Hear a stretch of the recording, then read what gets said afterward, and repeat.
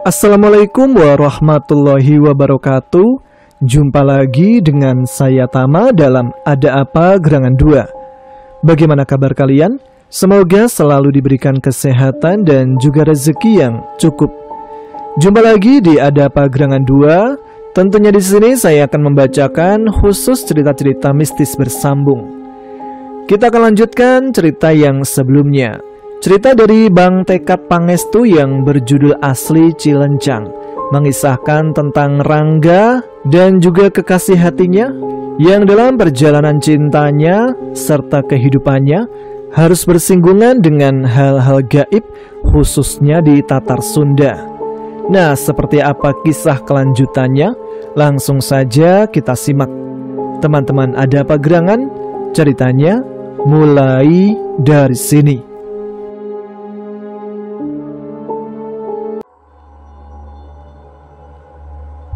Setelah memarkir kendaraannya di samping surau desa, Sylvie bergegas keluar seraya mengunci mobilnya. Ia kemudian melangkahkan kakinya menyusuri jalan setapak ke arah sebelah barat desa, melintasi jalanan tanah berbatu yang tampak menanjak. Beberapa pohon besar dan rindang kokoh menjulang di kanan dan kiri jalan tersebut. Hembusan lembut angin pedesaan menimbulkan bunyi gemerisik daun-daun yang saling bersentuhan. Terdengar sangat merdu memanjakan pendengaran. Tempat yang ditujunya adalah rumah Abah Asnaji. Beliau adalah tokoh yang jadi pananyaan oleh banyak orang. Figur orang pintar yang masih menganut permistikan Sunda Buhun atau kuno. Keperluan Sylvie terhadapnya sudah jelas berhubungan dengan kebutuhan skripsinya.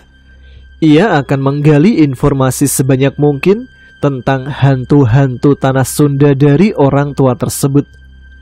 4 hari yang lalu, ia dan Rangga hadir di tempat ini, di desa Sirna Galih. Setelah Rangga mewakili Sylvie ketika menjelaskan maksud dan tujuan mereka menyambangi desa ini, warga sekitar merekomendasikan Abah Asnaji sebagai orang yang paling tepat yang bisa membantu mereka. Namun sayang, saat itu mereka hanya bisa bertemu dengan anak perempuan Abah Asnaji. Sedangkan beliau sendiri saat itu tengah melaksanakan suatu ritual tertentu yang mengharuskannya berada di sebuah kaki gunung selama 3 hari 3 malam. Entah apa yang dilakukannya. Untuk sejenak, selama beberapa saat berjalan, pikirannya menerawang.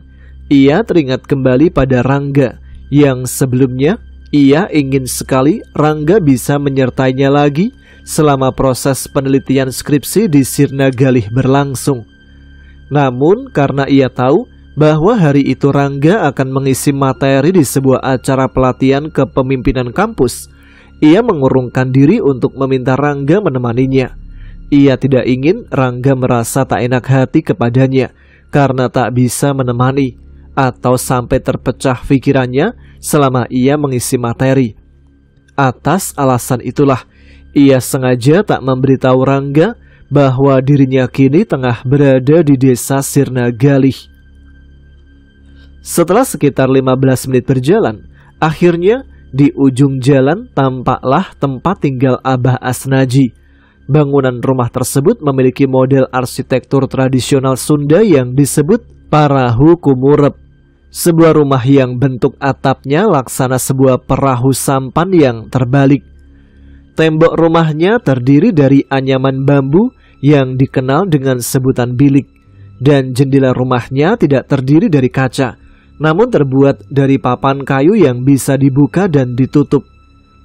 Setelah berada di beranda depan rumah Abah Asnaji, Sylvie segera uluk salam. "Sampurasun, sampurasun," ucap Sylvie. "Rampes, ternyata Kak Sylvie. Ayo sini Kak, silakan masuk." Seorang gadis belia menyambutnya dari dalam rumah. "Hai, Neng Genyas." Sylvie tersenyum ramah kepada gadis tersebut. Ia adalah Genyas Katalinga, anak perempuan sematawayang Abah Asnaji. Dalam bahasa Sunda, Genyas artinya jernih, dan Katalinga berarti terlihat. terpantau atau terpelihara. Ini adalah kali kedua Sylvie bertemu dengannya. "Kak Rangga mana Kak Sylvie? Kok nggak ada?" Seraya menarik santun tangan Sylvie ke dalam rumah, gadis itu bertanya. "Rangganya lagi ada urusan Neng, makanya nggak bisa hadir," jawab Sylvie. "Oh gitu ya," ucap Genyas. "Kak Sylvie mau minum apa? Air biasa, air teh, atau kopi?" Seraya mempersilakan duduk di atas hamparan tikar, Genyas bertanya kepadanya. "Makasih banyak Genyas, gak usah repot-repot." Sylvie menolak secara halus. "Kak Sylvie gak boleh begitu, ini kan menghormati tamu," Genyas bersikukuh. "Baiklah, air putih saja, makasih," jawab Sylvie santun. "Nak, ternyata ada tamu." Seorang pria tua muncul dari balik tirai sebuah kamar. Dialah Abah Asnaji. "Sumuhun Abah, ini adalah tamu yang tempo hari ketika Abah gak ada," jawab Genyas. "Nyak, sudah, segera bikin air minum, bari suguhan yang ada." Genyas terlihat undur diri menuju ruang belakang. Abah Asnaji terlihat bergerak ke hadapan Sylvie. Kemudian ia sedikit membungkuk seraya menyodorkan kedua tangannya menyalami Sylvie. "Sehat Nyi? Maafkan ya, tempo hari Abah tidak ada. Abah sedang ada urusan dengan penghuni Gunung Halimun." Abah Asnaji duduk bersila di hadapan Sylvie. Kemudian ia terlihat mengeluarkan tembakau kering dari balik bajunya. "Tempo hari ada anak hilang tanpa sebab. Keluarganya meminta bantuan Abah untuk menyelesaikan agar ia kembali. Ternyata anak tersebut disembunyikan oleh Ratna Mala, siluman Gunung Halimun yang berwujud wewe gombel." Abah Asnaji tampak sedang melinting tembakau tersebut ke dalam daun nira kering guna membuat sebatang rokok tradisional. Sylvie merasa risih sendiri. Pasalnya, ia sangat tak mengerti bahasa Sunda yang menggunakan banyak kata arhaik atau kuno di dalamnya.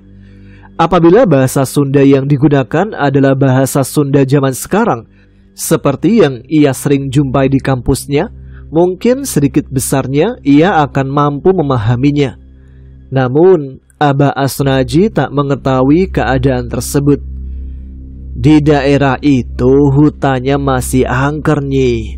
Dari namanya saja sudah tersirat, Halimun yang berarti kabut. Makanya tidak heran banyak yang menghilang tiba-tiba, ada yang menyembunyikan atau menyelimuti." Abah Asnaji menyalakan rokoknya. Seketika asap tebal mengepul di udara. Sylvie yang sedari tadi tak mengerti apa yang dibicarakan oleh Abah Asnaji tenggelam dalam pikirannya sendiri. Ia rupanya tak menyangka seperti apa sosok Abah Asnaji yang tempo hari ingin ditemuinya. Dalam sangkaannya, sosok tersebut kemungkinan besar mirip dengan apa-apa yang diceritakan di film-film tentang orang-orang pintar atau paranormal kebanyakan. Bertampang menyeramkan, mengenakan busana hitam, menggunakan cincin-cincin batu mulia berukuran besar dan berwarna mencolok, mengenakan gelang akar bahar atau gaharu, punya banyak benda-benda mistik bertuah, serta di hadapannya terdapat asap kemenyan yang senantiasa mengelun. Namun, hal tersebut tidak ia lihat saat ini. Di hadapannya hanyalah ada seorang tua yang terlihat sangat sederhana. Raut wajahnya terlihat ramah, tidak memancarkan daya kewibawaan, namun tersirat sangat berkarisma. Tidak mengenakan atribut-atribut mistis, dan tidak ada benda-benda bertuah yang hadir di dalam rumah, serta tidak ada asap kemenyan yang mengepul. Orang tua itu mengenakan pangsi, baju tradisional orang Sunda yang berwarna hitam, lengkap dengan ikat yang terlingkar menutup dahinya. Tidak lama berselang, Genyas tampak keluar dari balik tirai ruang belakang, membawa nampan yang berisi segelas air dan beberapa kudapan tradisional Sunda. Abah kemarin membujuk si Ratnamala agar melepaskan anak itu dengan cara ditebus oleh darah ayam cemani. Beruntung anak itu belum sampai disusui oleh si Ratnamala, karena akan mengakibatkan kegilaan apabila seseorang minum air susu wewe gombel. Abah, Kak Silvi gak bisa bicara dalam bahasa Sunda. Tempo hari kekasnya bicara sama aku, mohon bantuan supaya menerjemahkan omongan Abah. Genyas menghidangkan minuman dan kudapan ke hadapan Silvi. Sumangga teh. Ia mempersilakan Silvi atas jamuannya. Makasih, jawab Silvi sambil tersenyum. Waduh, gak ngerti. Padahal dari tadi Abah bicara terus sama dia. Abah Asnaji tampak tersenyum-senyum sendiri. Ya sudah, terjemahkan saja sama kamu. Beberapa saat kemudian, diskusi pun berlangsung.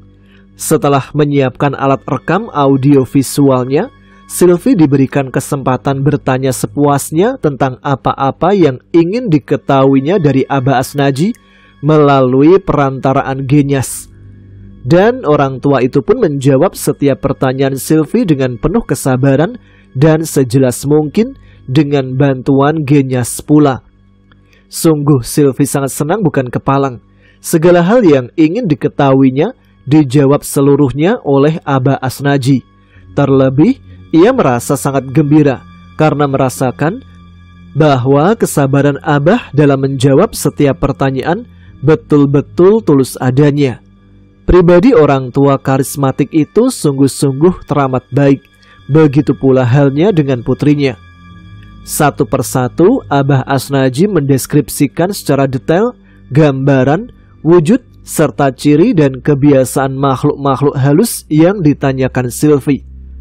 Budak buncir, budak hideng, makhluk bunian, ririwa, kerot, leguk, atau siluman anjing hutan berbadan manusia, kalabuat, orowodol, sanekala, jurik kemangmang, jurik rarawit, jurik cai, dan yang lainnya.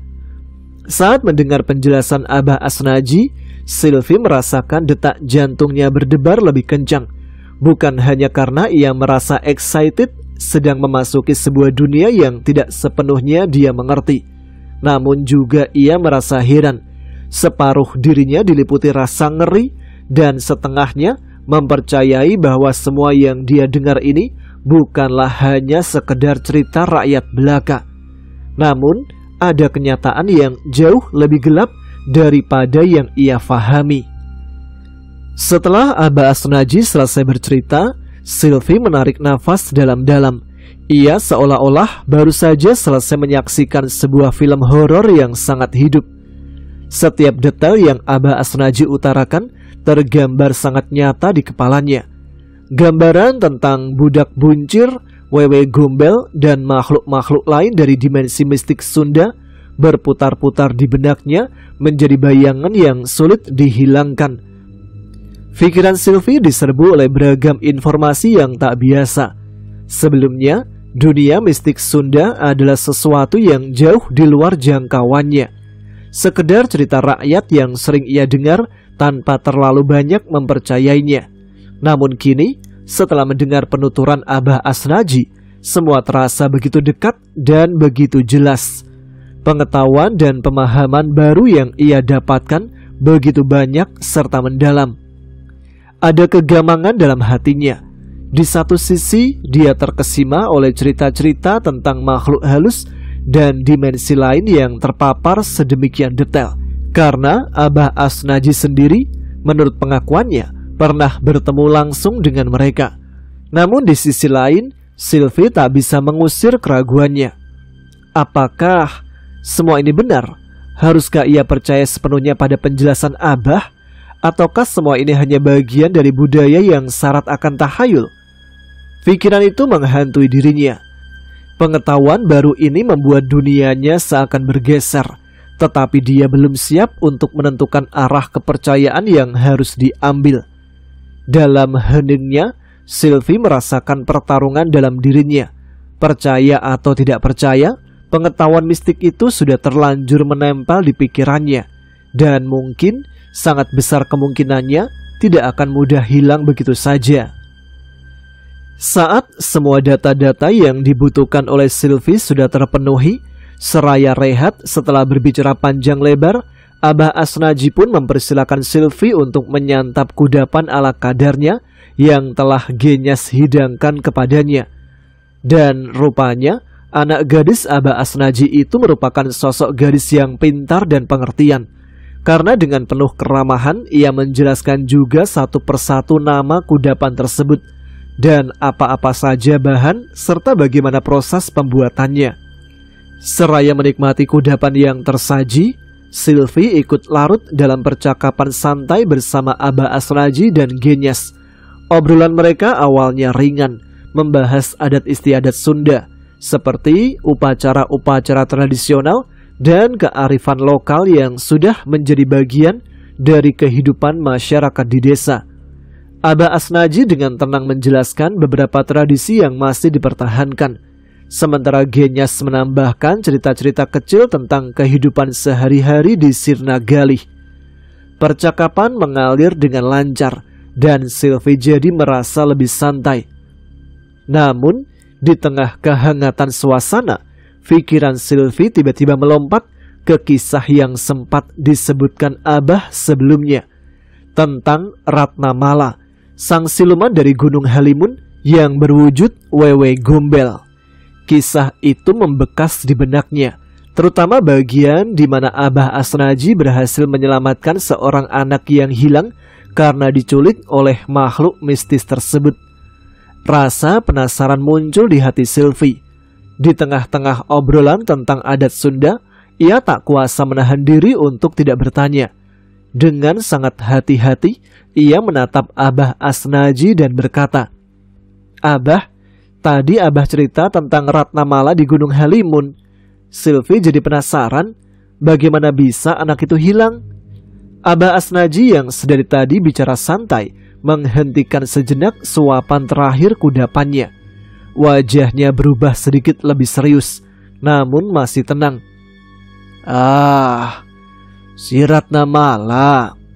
Iya Nyi, kejadian tersebut amat rumit, jawabnya sambil memutar-mutar cangkir di tangannya.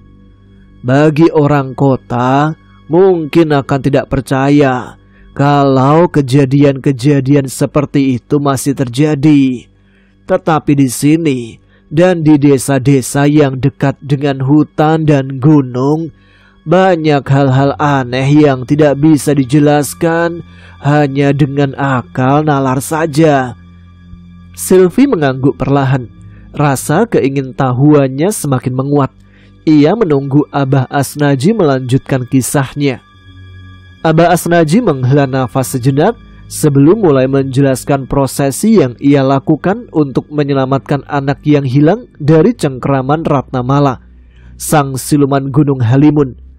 Suasana di ruangan itu mendadak menjadi lebih tenang, seolah cerita yang akan ia sampaikan menyelimuti udara dengan nuansa mistis. Sylvie memperhatikan dengan seksama, tak ingin melewatkan satu kata pun dari kisah yang terasa seperti keluar dari zaman legenda kuno. Waktu itu, setelah banyak usaha dilakukan dan tidak ada hasil, keluarga anak itu datang pada Abah. Mereka percaya kalau anaknya disembunyikan oleh makhluk halus. Abah tahu tempat yang mereka maksud. Di lereng Gunung Halimun ada daerah yang dikenal angker, di mana Ratnamala dipercaya bersemayam. Berbekal ilmu buhun, ilmu kuno Sunda yang diwariskan turun-temurun dari leluhur, Abah mendatangi tempat tersebut. Ia menceritakan bagaimana ia membawa persembahan sederhana ke lokasi yang ditunjukkan oleh firasatnya. Sebuah tempat di kaki gunung yang sunyi dan sering diliputi oleh kabut. Setibanya di sana, ia membakar dupa dan kemenyan. Dengan kemenyan yang sudah terbakar dan asap yang mulai membumbung, Abah memulai ritual. Abah duduk bersila, menghadap arah angin, dan mulai melantunkan mantra Serat Dang Hyang. Itu adalah rangkaian mantra dari ajaran leluhur, digunakan untuk membuka komunikasi dengan dunia yang tak kasat mata. Suara Abah terdengar semakin pelan. Dalam keheningan itu, dengan mantra yang mengisi udara, Abah melakukan kontak dengan Ratnamala. Abah memintanya menunjukkan belas kasihan untuk membebaskan anak itu. Tidak mudah. Makhluk seperti Ratnamala tidak mau menyerahkan begitu saja apa yang sudah ada dalam cengkeramannya. Abah Asnaji kemudian menjelaskan bahwa komunikasi dengan makhluk seperti Ratnamala bukanlah sekedar berbicara. Ada tuntutan, ada tawar-menawar, dan ada batasan. Abah harus hati-hati. Salah bicara bisa memperburuk keadaan, bahkan bisa membuatnya semakin marah dan melakukan hal yang membahayakan anak itu. Namun dengan kebijaksanaan ajaran leluhur dan penguasaan ilmu buhun, Abah akhirnya mendapatkan jawaban. Anak itu akan dilepaskan, tapi ada syaratnya. Darah ayam cemani harus ditumpahkan sebagai tebusan. Sylvie diam membisu, terpaku pada kisah yang tak lazim itu. Ritual kuno, mantra mistis, dan kontak dengan makhluk supranatural terasa begitu dekat dan nyata di depannya. Abah Asnaji mengakhiri ceritanya. Begitulah, setelah syaratnya terpenuhi, anak itu akhirnya ditemukan tidak jauh dari lokasi. Bingung, lemah, tapi hidup. Dan Abah lekas mengantarkan kembali pada keluarganya. Udara terasa lebih berat saat Abah selesai berbicara, meninggalkan bayangan dari dunia lain yang menyusup ke dalam benak Sylvie. Seketika, tanpa bisa menahan dirinya, Sylvie langsung bertanya, "Abah, maaf, apa sebenarnya Serat Dang Hyang itu? Bagaimana bunyi mantranya?" Rasa penasaran yang membuncah dalam dirinya terasa semakin kuat. Ia menyadari bahwa pertanyaannya mungkin agak lancang, namun rasa ingin tahunya tentang mantra mistis itu tak bisa ia abaikan. Abah Asnaji terdiam sejenak. Tatapannya berubah serius. Tubuhnya sedikit membeku, seolah pertanyaan Sylvie barusan membuatnya terhenyak.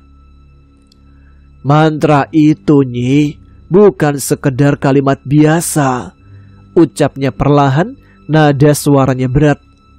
"Bait Serang Dang Hyang syarat dengan kekuatan magis, mengandung anasir dari dunia yang samar. Setiap kata, setiap baris memiliki daya yang bisa mempengaruhi alam gaib." Abah nampak ragu untuk melanjutkan. Ia terpaku untuk sementara waktu, seakan mencari kata-kata yang tepat. Abah tidak bisa sembarangan menjabarkan mantra itu. Salah-salah bisa membawa dampak buruk. Lanjutnya dengan nada tegas. Sylvie bisa merasakan keheningan yang menebal, seolah ada beban berat yang kini menggantung di antara mereka. Namun, sebelum Abah sempat melanjutkan, Genyas ikut angkat bicara. "Abah, mantranya tidak perlu dibacakan semuanya. Toh kalau hanya membacakan bagian awal saja, 1 atau 2 bait misalnya, sepertinya tidak akan apa-apa," ujar Genyas dengan nada lembut namun penuh keyakinan. Lagi pula, Kak Sylvie tidak menguasai bahasa Sunda. Apalagi bahasa yang digunakan dalam mantra ini kan jauh lebih rumit. Aku rasa sukma Kak Sylvie tidak akan bisa membangkitkan energi magis dari mantra itu, walaupun dia mendengar beberapa penggalan baitnya. Abah tampak bimbang. Tatapannya berpindah dari Genyas ke Sylvie. Genyas melanjutkan, "Abah, cukup penggalan awal saja, Tidak semuanya, tidak perlu khawatir. Kata-kata Genyes perlahan menggoyahkan keraguan Abah. Ia tampak berpikir dalam-dalam sebelum akhirnya menghela nafas panjang. Baiklah, ucapnya. Suaranya terdengar berat namun penuh keputusasaan yang samar. Tapi ada syaratnya. Sylvie, kamu tidak boleh menulis, merekam, atau mendokumentasikan apapun tentang mantra ini. Ini bukan permainan, dan Abah berharap kamu benar-benar menghormati syarat ini. Sylvie mengangguk patuh. Rasa penasaran dalam dirinya tetap membara, meskipun ia bisa merasakan kekhawatiran Abah yang menggantung di udara. Jauh di lubuk hatinya, Abah berharap bahwa penggalan mantra ini tidak akan menggerakkan apapun. Ia berharap Sylvie tidak akan mampu menangkap dan mengingat setiap kata dengan jelas. Semoga tidak terjadi apa-apa, gumamnya dalam hati, sembari mempersiapkan diri untuk menjelaskan mantra sakral yang telah dijaga turun-temurun oleh leluhurnya. Abah Asnaji menghela nafas panjang sebelum memulai penjelasannya. Wajahnya tampak serius, sorot matanya tak lepas dari Sylvie. Mantra Serat Dang Hyang, ia memulai, terdiri dari 4 bait. Dan setiap baitnya memiliki peran yang sangat penting dalam membuka dan menutup jalur antara dunia kita dan dunia gaib. Sylvie mendengarkan dengan seksama, menyadari bahwa apa yang akan dijelaskan Abah bukanlah perkara sembarangan. Bait pertama dan kedua adalah bait pembuka. Bait pertama berfungsi sebagai pembuka jalur menuju alam gaib, menciptakan jembatan yang memungkinkan kita untuk berkomunikasi atau mengakses dimensi lain. Bait kedua menguatkan proses ini, memanggil kekuatan dari dimensi gaib agar terbuka sepenuhnya. Namun, begitu jalur itu terbuka, dimensi manusia dan dimensi gaib terhubung. Pada saat itulah segala sesuatunya bisa mengandung mara bahaya. Abah menatap Sylvie lebih tajam, memastikan ia memahami beratnya situasi ini. Bait ketiga adalah bait pemutus ikatan. Bait ini penting karena berfungsi untuk memisahkan kembali jalur antara dua dimensi yang sudah terbuka oleh bait pertama dan kedua. Tanpa bait ketiga, dimensi kita dan dunia gaib akan tetap terhubung. Namun, lanjutnya, suaranya menjadi lebih pelan tapi semakin tegas. Yang paling penting adalah bait keempat. Bait ini adalah kunci utama dari keseluruhan mantra. Ia berfungsi sebagai penutup, membungkam dan melebur jalur yang sudah dibuka. Jika jalur itu tidak ditutup dengan benar, para makhluk gaib bisa memanfaatkan jalur yang terbuka untuk masuk ke dunia manusia. Mereka akan menggunakan tubuh sang pembaca mantra sebagai media untuk bertahan lama di dunia ini, menjadikan tubuh manusia tempat mereka bersemayam. Sylvie merasa bulu kuduknya meremang mendengar penjelasan tersebut. Gambaran tentang makhluk-makhluk gaib yang bisa merasuk ke tubuh manusia membuat pikirannya melayang ke hal-hal yang tak ingin ia bayangkan.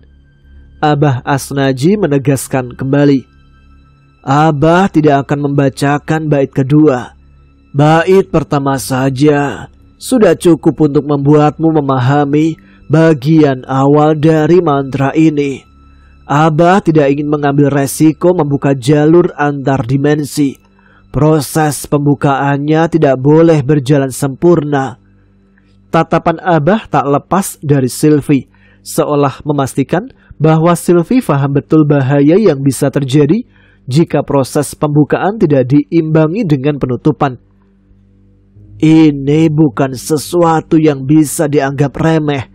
Lanjutnya, Abah ingin kamu tahu bahwa meskipun hanya mendengar bait pertama, ada resiko dan tanggung jawab besar yang melekat pada diri Abah dalam proses itu.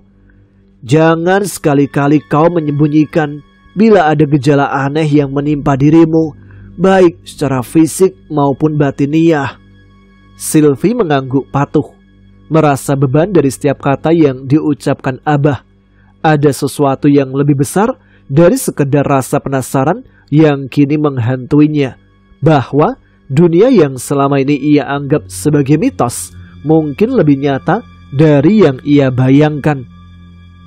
Abah Asnaji kemudian bersila, wajahnya menunjukkan kekhusyuan konsentrasi. Udara di sekitar mereka seketika terasa lebih berat, seolah prosesi yang akan dimulai ini mengubah energi ruangan. Sylvie duduk di hadapannya, mengatur nafas, tidak tahu apa yang harus dilakukan. Abah perlahan menutup matanya dan memulai prosesi dengan melantunkan Rajah Panyinglar, mantra proteksi yang akan menjaga kelancaran pembacaan serat Danghyang itu. Suara Abah terdengar rendah namun jelas. Kaula tamada pangraksa agung, rumuhuntina sumadaya pangrobeda bancang parewangan. Gini nggak ya bacanya? Buat kalian yang penasaran mungkin bisa langsung cek di link aslinya aja ya. Kalian baca sendiri. Soalnya ini bukan orang Sunda, kayak susah gitu dibacanya. Lantunnya kalimat pertama dari Rajah Panyinglar. Suara itu bergema dalam ruangan, seolah-olah mantra tersebut membentuk perisai tak kasat mata yang melingkupi mereka. Abah terus melafalkan susunan kalimat-kalimat lainnya, namun Sylvie mulai merasa aneh. Kata-kata yang Abah rapalkan terasa janggal, seakan terdengar dari tempat yang sangat jauh, meskipun ia berada di depannya. Pada saat Abah Asnaji melanjutkan kalimat lain dari mantra Rajah Panyinglar, sesuatu yang tidak ia duga terjadi. Tubuh Sylvie mulai bergetar. Tubuhnya seperti merespon langsung energi yang terpancar dari mantra itu. Jantungnya berdegup kencang, dan tubuhnya seolah terseret dalam arus kekuatan yang tidak bisa ia fahami. Dia mencoba fokus pada suara Abah, namun perhatiannya terganggu oleh sensasi aneh dalam dirinya. Rasanya seperti tubuhnya beresonansi dengan sesuatu yang jauh lebih besar dari dirinya sendiri. Apa ini? Gumamnya dalam hati. Sylvie mencoba memahami apa yang sedang terjadi. Apakah ini efek dari mantra Rajah Panyinglar? Apakah tubuhnya yang tak terbiasa dengan energi mistik kini bereaksi terhadap kekuatan gaib yang sedang dibangkitkan Abah? Meskipun tubuhnya terus bergetar, Sylvie menggigit bibirnya pelan, berusaha menegarkan diri. Dia tidak ingin mengganggu prosesi ini, tidak ingin menarik perhatian Abah yang sedang dalam konsentrasi penuh. Ia tahu betapa pentingnya ritual ini dan bertekad untuk tidak membiarkan keanehan yang ia rasakan mengganggu jalannya prosesi. Namun, sensasi aneh itu semakin menguat. Tangannya sedikit gemetar, keringat dingin mengalir di pelipisnya, dan ia mendapati dirinya kehilangan fokus pada bait-bait mantra yang dilantunkan Abah. Rasanya seperti tersesat di antara dunia nyata dan sesuatu yang lain, sesuatu yang tak terlihat namun begitu dekat menyelimuti tubuhnya.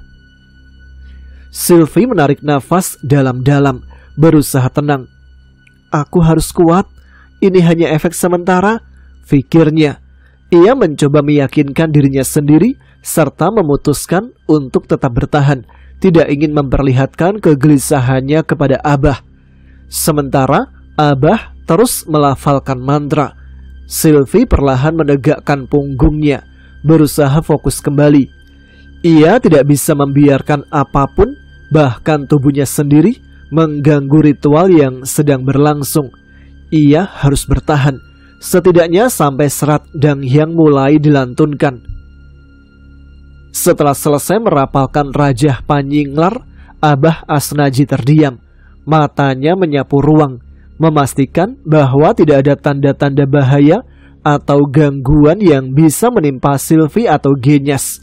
Ia menajamkan perasaannya, memeriksa dengan seksama, lalu menghela nafas pendek saat meyakinkan bahwa semuanya berjalan normal. Saat ia merasa yakin, Abah Asnaji mengangkat wajahnya dan berkata dengan nada yang rendah namun penuh kewibawaan, "Abah akan membacakan bait pertama mantra Serat Danghyang. Selalulah waspada. Jika ada hal-hal janggal yang menimpamu, lekas beritahu Abah. Semoga takkan ada hal buruk apapun yang terjadi." Sylvie mengangguk, meski dalam hatinya jantungnya berdegup lebih kencang. Sensasi aneh yang ia rasakan sejak awal ritual belum sepenuhnya hilang, bahkan semakin menguat. Tubuhnya terasa berat, seperti terselimuti sesuatu tak terlihat. Namun, ia tak berani mengungkapkan kegelisahan yang merayap ke dalam pikirannya. Ia tak ingin mengganggu prosesi yang tampak begitu sakral ini. "Aku harus bertahan," pekik batinnya mencoba menguatkan diri. Abah Asnaji kemudian duduk lebih tegak.